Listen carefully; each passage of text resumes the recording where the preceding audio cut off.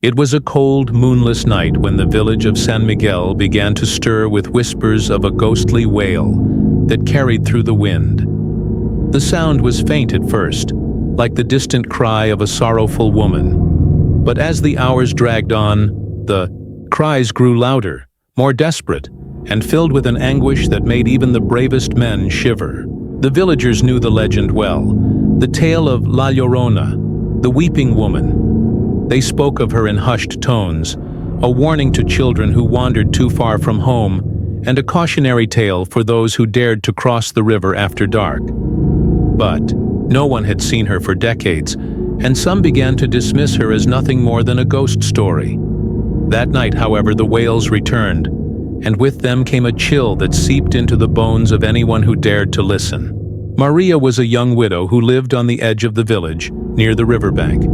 She had heard the stories all her life, but had never believed them. Her late husband, Pedro, used to laugh at the old tales, calling them superstitions of the frightened. But Maria's nights were now filled with loneliness, and the river's whispers often seemed to echo her own grief. That evening, as the cries began to pierce the silence, Maria felt a strange pull toward the water. She wrapped her shawl tightly around her shoulders and stepped outside. The air was heavy with mist, and the world seemed unnaturally still, save for the haunting sobs that drifted from the river. Against her better judgment, she followed the sound, her bare feet crunching softly against the damp earth. As Maria approached the river, the cries grew clearer, each note filled with despair.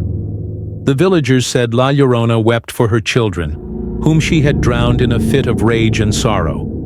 She was cursed to wander the earth, searching for them, and luring the unwary to their doom. Maria stopped at the water's edge, her heart pounding. The river seemed alive, its surface shimmering with an unnatural light. And then she saw her, a figure cloaked in white, her long hair cascading like a black veil over her face, stood in the shallows. The woman's shoulders shook as she wept, her cries harmonizing with the river's mournful song. Maria wanted to turn and run, but her legs refused to move. Instead, she called out, her voice trembling, "Who are you?" The figure froze, her sobs ceasing abruptly. Slowly, she turned to face Maria. Her face was pale, almost translucent, and her eyes were empty voids that seemed to suck in the light. A shiver ran down Maria's spine as the woman spoke, her voice like the rustling of dry leaves. "Have you seen my children?" she asked, her tone filled with a sorrow that was almost tangible. Maria shook her head, unable to find her voice. The woman's expression twisted into one of rage and despair. "They were here," she hissed, stepping closer. "They were here, and now they're gone." Maria stumbled backward, her instincts screaming at her to flee.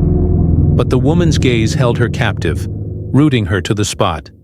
"Please," Maria whispered, "I don't know anything about your children." The figure's face softened for a moment, her expression shifting to one of profound sadness. "They're lost," she murmured, more to herself than to Maria. "They're lost, and I'm cursed to wander until I find them." The words sent a chill through Maria. She had heard the legend countless times, but standing face to face with La Llorona was something else entirely. Suddenly, the woman's demeanor changed. Her sorrow was replaced by a seething anger, and her voice rose to a piercing shriek. "You took them!" she screamed, lunging toward Maria. The young widow turned and ran, her heart pounding as she raced, back toward the village. The wails followed her, growing louder and more frantic with each step. When she finally reached her home, she slammed the door shut and bolted it, her chest heaving. The cries faded into the distance, but the fear lingered, wrapping around her like a suffocating blanket. The next morning, Maria shared her encounter with the villagers. Many dismissed her story as the imaginings of a lonely woman, but a few older residents nodded knowingly. "She's returned," one of them said, his voice grave. "The river is restless, and her spirit grows stronger. We must be careful." The village elders decided to hold a ceremony to appease La Llorona, hoping to send her spirit back to rest.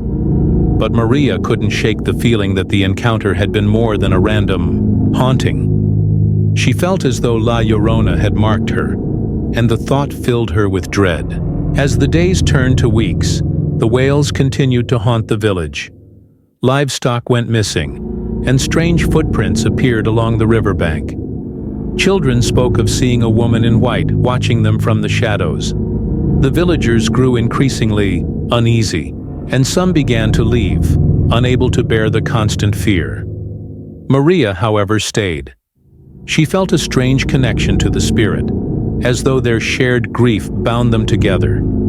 She began to research the legend, hoping to find a way to put La Llorona to rest. One night, Maria returned to the river, armed with offerings of flowers and candles. She placed them at the water's edge and called out to the spirit. "I want to help you," she said, her voice steady despite her fear. The air grew cold, and the mist thickened. La Llorona appeared, her form shimmering like a mirage. "Help me," she repeated, her tone laced with bitterness. "No one can help me. My pain is eternal." Maria stepped closer, her heart pounding. "What? If I could find your children?" she asked. The spirit's empty eyes seemed to bore into her soul. "You would do that?" she asked, her voice softening. "You would risk everything for a stranger?" Maria nodded, though she wasn't entirely sure why. Perhaps it was guilt, or perhaps it was the hope that by helping La Llorona, she could find some peace of her own. The spirit's expression shifted, and for a moment she looked almost human. "Very well," she said, "but beware. The path you've chosen is fraught with danger." With that, she vanished, leaving Maria alone with the flickering candles. The young widow took a deep breath, steeling herself for the journey ahead.